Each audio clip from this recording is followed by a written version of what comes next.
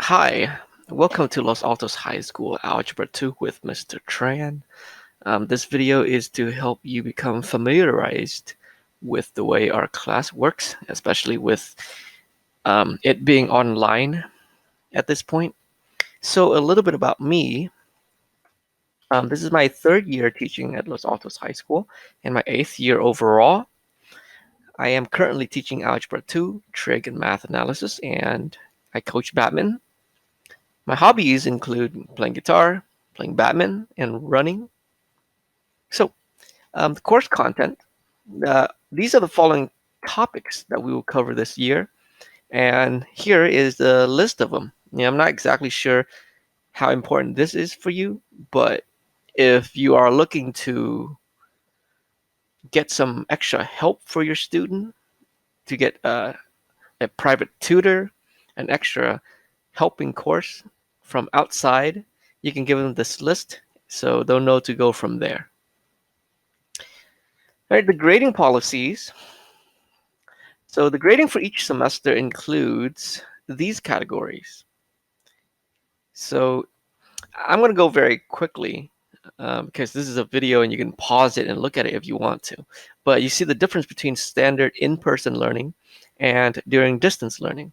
So our philosophy is to lower the test value a little bit and add in some synchronous assignment value. So that gives us another chance to assess students as we're in class together. So in distance learning, we have more of a chance to work in class. So we're going to use that by in class, I mean during our synchronous meetings. So we can use that chance to assess the students. So there's that big difference right there, 40 and 55 in standard meeting. And then 20% for synchronous assignment time. Type of assignments that we have in this class. So we have warm-up, exit ticket, group work. These are assignments that we'll do when we're in synchronous meeting together. And at home, there are notes, asynchronous videos to watch, and homework assignments. We'll also have assignments such as presentations, class discussions, and projects. The guideline for homeworks. So assignments are assigned every class meeting. They are due before the next class meeting. Grading is based on completion and effort. So as long as you try and you show all your work, you get all the points for it. If you turn in an assignment that is just has the answer, or you leave it blank and said, "Oh, I didn't know how to do it," you will not get full credit. Okay, so you got to attempt the problem, try your best, look through your notes, okay, and try them. There is nothing that we assign that we have not discussed in class. So you can at least try them, attempt them, and get some work on them, even if it may be wrong. Each semester, students are given 3 late passes. So you can use these for 3 assignments and still get full credit for turning them in late. However, the last day to turn in late assignments is the day of the unit test. Once we take the unit test, all late assignments are considered missing. The way our class works is students do homework at home from watching the video, and then during class, which is during synchronous meeting, we go over the questions. The quizzes, we will have at least once each unit. So there's at least a quiz every unit, sometimes 2. Okay, they typically work out to be about a quiz every 2 weeks, unless we have a test coming up. If you are absent during the day of the quiz, but it is excused through the attendance office, then that quiz score can be replaced by the test score. If you're absent and it is not excused, so you decide not to show up, that quiz score will be considered a 0. A quiz score lower than 70% will be replaced by a higher test score for up to 70%.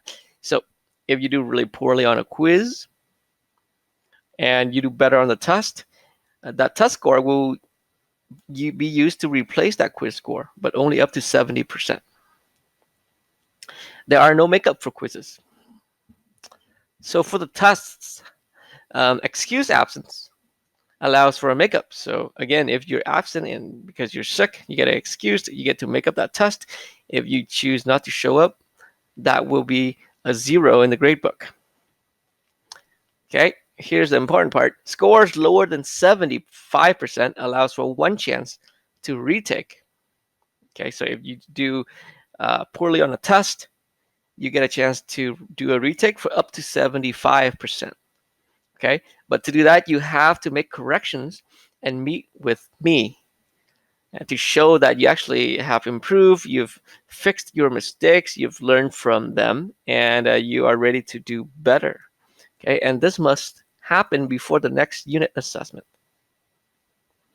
Tests are always announced ahead of time, always given reviews. So students are always given reviews before the test, a chance to work through all the problems, and the key is posted, and students are given a chance to ask questions before we take the test. How you, the parent, can help. So what you can do to help your child do well in class is check Canvas every day, go to modules. So from our homepage, if you look to the left, there's a list of menus, right? So you go there and you click on modules, and in here is everything that you need to know about the class. And the assignments are laid out by week and day. So if you look at, this is the current week, right? Week 3. So either you have class on Monday or Tuesday. Yeah, you do these assignments. And then Wednesday you do this. And then Thursday or Friday you do these. And you really have to check this every day to know what you need to do. Okay, because the list that pops up on the right on your to-do list is not clear enough. So when you go in here, you click on them. Say, let's go down to the older one. You click on here, and right on top it says the due date. Right? When is it due? How many points is it? And how are you to submit that? Okay, so you need to click on each assignment to know what to do and when to do them. Again, it's under modules on the left side. And check SIS for grades at least every week. I try to update the grade maybe 2-3 times each week. So try to check them off, and they're very much updated. So as soon as you see something missing, you can talk to your kid, you can email me, get it figured out before it goes on for too long. Make sure your child, watches the video content posted. So already I am finding that a lot of students are not watching the videos that we make. And that is where the instruction is, especially in distance learning. It's really hard to give a lesson through Zoom because students just can't pay attention for that long. So we make videos. We try to make them pretty short. Each day, a video is about 10 minutes. And then in class, in synchronous meeting, we go over questions. So at home, it's really important that the students watch the video. So if you can help with that, make sure they watch the video and take notes. That'd be great. Encourage your student to go to office hours. We have office hours twice a week, every Tuesday and Friday from 2:30 to 3:45. And drop-ins are welcome. So if you have questions, you can go there, just sit there and do your homework. And you can ask questions as it comes up if you want to. So really easy. Please communicate. If you have any questions, concern, feel free to reach out to me. I respond to email very, very quickly. So just give me an email, and there's my email there. So feel free, reach out, communicate. Okay. If you want to meet, right now, I guess we can only meet through Zoom, but it can still happen. We can have a sit down face to face, talk about whatever. it is that we can do to help your child do better in class, that is also welcomed. And you can set up a meeting through the school website.